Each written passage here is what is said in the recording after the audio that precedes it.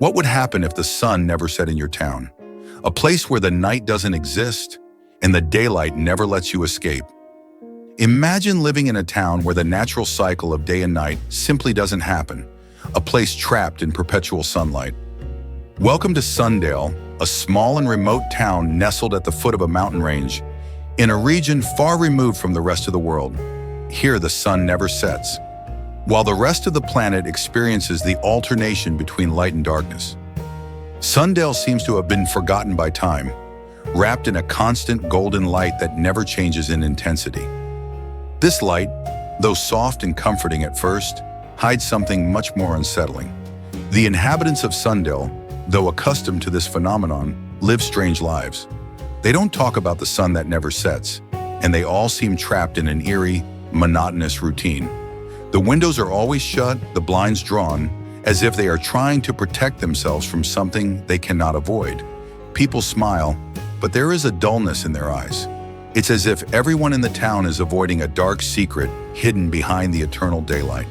The protagonist of this story is David Holt, a young journalist who has heard rumors about this mysterious place. Intrigued by the stories of a town that never knows darkness, David decides to do what he does best: investigate. Upon arriving in Sundale, David is greeted by a disconcerting scene.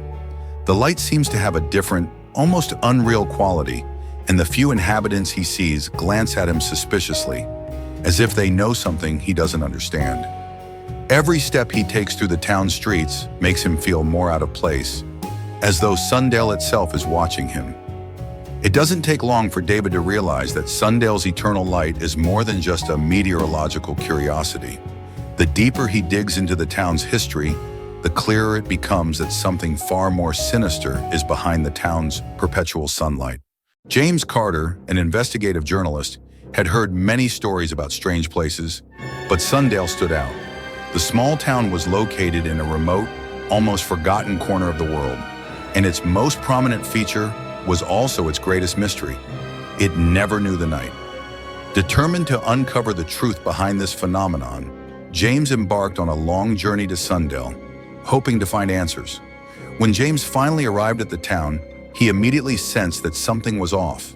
The sunlight, though warm, was unlike anything he had ever experienced. It wasn't natural. It didn't change in intensity, nor did it move across the sky. It was a fixed, constant light, as if the sun were frozen in place. It wasn't the blistering heat of noon, but rather a soft light that bathed the landscape in a golden glow. The effect was unsettling, almost hypnotic. As he entered Sundale, James noticed that the town was eerily quiet. The few people he encountered greeted him politely, but their eyes didn't match the warmth of their words. There was a distance in their expressions, a sense of resignation that hung over every conversation. When James mentioned the perpetual sunlight, smiles faded quickly, and the subject was changed. It was clear that the townspeople avoided discussing the phenomenon as if it were taboo. James settled into a small inn run by an elderly woman named Mrs. Palmer. From the moment he stepped inside, a subtle discomfort washed over him. Mrs. Palmer welcomed him with a smile that seemed more like a formality than a genuine gesture. "Darkness never comes here," she said in a near monotone voice. "But don't confuse the light with safety."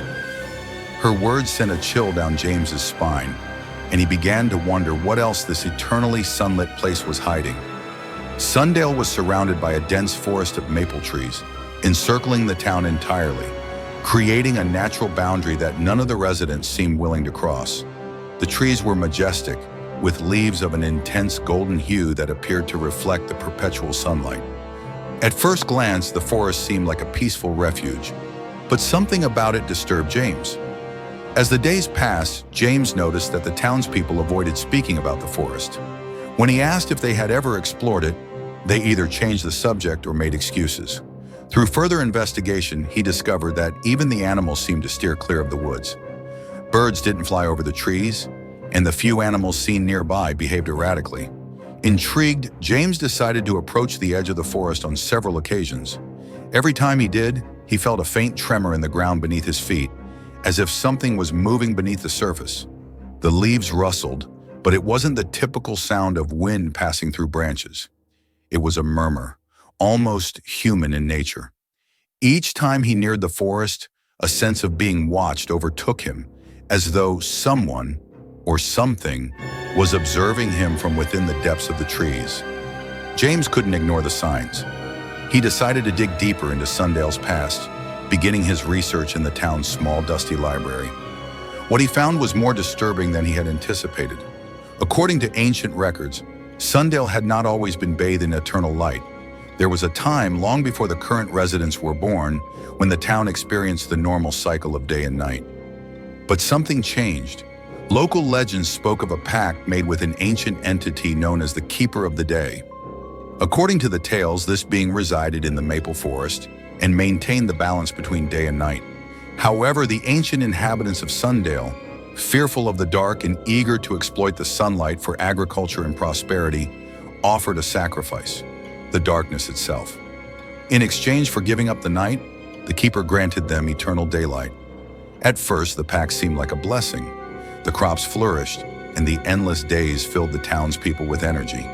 But over time, they began to notice the consequences. The unending sunlight slowly started to drain the vitality from the inhabitants. The lack of darkness, of rest, wore them down, and something in the town began to change. Shadows were no longer just shadows. They became figures that seemed to take on lives of their own. The light, instead of offering protection, began to amplify the unknown. James started experiencing disturbing visions. He saw shadows that belonged to no one, human-like figures that appeared in his field of vision for a moment before vanishing. He also heard whispers, but when he turned to see who was speaking, no one was there. The feeling of being watched from the forest grew stronger, and James couldn't shake the sense that something ancient and powerful was observing him closely. Desperate for answers, James decided to do what no one in Sundale dared. He ventured into the maple forest.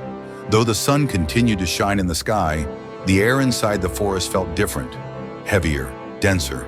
The golden leaves that had sparkled from afar now cast long, strange shadows on the ground. He followed a barely visible path until he reached a clearing in the heart of the forest. At the center of the clearing, he found an ancient stone altar covered in symbols he couldn't recognize. The air around the altar was almost unbearable, as if the forest itself were breathing. And then something happened that James had never seen in Sundale. The sunlight, which had always been constant, began to intensify, becoming blinding. The heat grew with every passing second, burning his skin, and James could barely see beyond a few feet. Suddenly, in the midst of the blinding light, he had a vision. He saw the ancient inhabitants of Sundale standing before the altar, offering sacrifices to the Keeper of the Day. He watched as they sealed the pact, and in doing so, condemned the town to an eternal light that would never fade. But what horrified him most was the realization that the eternal light wasn't a gift. It was a trap. The Keeper of the Day was slowly consuming the life and energy of Sundale's inhabitants, and no one could escape the cycle. James understood then that the town was caught in an endless loop, doomed to live under perpetual sunlight until the last soul was consumed by the Keeper. The light, once seen as salvation, was in reality a curse. James, panicked after his experience in the forest, runs back to the town, feeling as if something dark is chasing him. But when he reaches Sundale, he realizes everything has changed. The light, which had been soft and constant until now, has become brighter, more intense, almost oppressive. The sun's glare feels like it's piercing his skin, burning him from the inside. Yet the townspeople remain unmoved. Their faces marked by resignation look at him with the same indifference as always. For them, the change is imperceptible, or perhaps they have simply accepted it as part of their fate. James tries to warn them, shouting for them to run, but no one responds. It feels as if the entire town is trapped in a temporal bubble, where emotions and willpower have evaporated. Realizing that he can't reason with anyone, he decides to escape. He runs toward the outskirts of Sundale, but every path he takes brings him back to the town center. The houses, the streets, and the familiar faces repeat like an endless loop. He's trapped with no way out. Desperate, he tries to find his car, but the light blinds him. The overwhelming brightness makes him dizzy, and he begins to doubt his sanity. He feels the sun slowly consuming him, draining his energy, his life. In one final attempt to save himself, He looks up at the sky, where the sun shines stronger than ever, and his eyes reflect the blinding light. At that moment, Mrs. Palmer's words echo in his mind. Darkness never comes here.